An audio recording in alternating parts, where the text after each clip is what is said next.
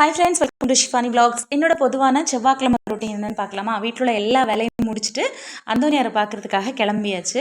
வழக்கமாக மண்டே வந்து நான் லாங் வீடியோ போஸ்ட் பண்ணுவேன். நேற்று போஸ்ட் பண்ண முடியல. என்ன காரணம்னா, நான் வந்து ஒரு சில விஷயங்கள் அதில் ஷேர் பண்ணியிருந்தேன். அது என்னன்னு தெரில, யூடியூப்பில் போஸ்ட் பண்ண முடியாது அப்படின்ட்டு ஃபுல்லாக அப்லோட் ஆனதுக்கப்புறம் கேன்சல் ஆயிடுச்சு. அதனால் நாளைக்கு கண்டிப்பாக லாங் வீடியோ போஸ்ட் பண்ணிடுறேன். மறக்காமல் பார்த்துருங்க, சப்போர்ட்டும் பண்ணிவிடுங்க. வெளியில் போக வேண்டிய நேரத்தில் கொஞ்சம் இன்னும் ஒரு சில வேலைகளும் இருந்தது, அதையும் முடிச்சிடலாம் அப்படின்ட்டு பேங்க் வேலையும் முடிச்சுட்டு வர வழியில் பெட்ரோலும் வாங்கிட்டு வரலாம் அப்படின்ட்டு பெட்ரோல் கேனும் எடுத்துகிட்டு கிளம்பியாச்சு. அந்தோனியாரை பார்க்கவும் வந்தாச்சு. நல்லா திருப்தியாக ப்ரேயர் பண்ணிவிட்டு வர வழியில் ஆர்மினரியில் ரமா ஹோட்டலில் சாப்பிட்றதுக்கு உட்காந்தாச்சு. நான் வந்து குஸ்கா தான் வாங்கியிருந்தேன். ஹஸ்பண்ட் வந்து பரோட்டா வாங்கியிருந்தார். குட்டி பையன் வந்து எனக்கும் தனி இலை வேணும் அப்படின்ட்டு அவனும் தனி இலை வாங்கி அவனுமே சாப்பிட்டுட்டு இருந்தான். இதில் என்ன ஒரு ஸ்பெஷாலிட்டினா, எப்போவுமே சாப்பிட்டு முடித்ததும் இலையை எங்களை தான் எடுக்க சொல்லுவான். இன்றைக்கி நானே எடுத்துக்கிறேமா அப்படின்ட்டு அவனே இலையை எடுத்துகிட்டு வந்தான். ரொம்ப ஹாப்பியாக இருந்துச்சு. சின்ன சின்ன விஷயங்களை இப்போவுமே பழக்கிறது நல்லதுன்னு நான் நினைக்கிறேன்.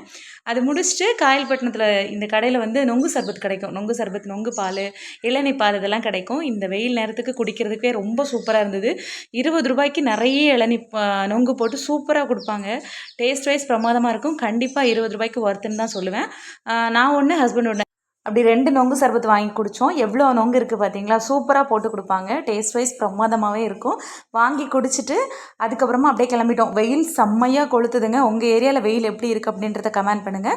வீட்டில் கொஞ்சம் காய்கறியும் காலி ஆயிடுச்சு. இங்கே என்ன ஸ்பெஷல்னால், பிரியாணிலேருந்து காய்கறி எல்லாமே வந்து வீட்டுக்கிட்டே கிடச்சிரும். வீட்டுக்கிட்ட ஒரு பையன் ரெகுலராக காய்கறி கொண்டு வருவான். அந்த காய்கறி வண்டியிலேருந்து காய்கறியுமே வாங்கிட்டு வீட்டுக்கு வந்தார்.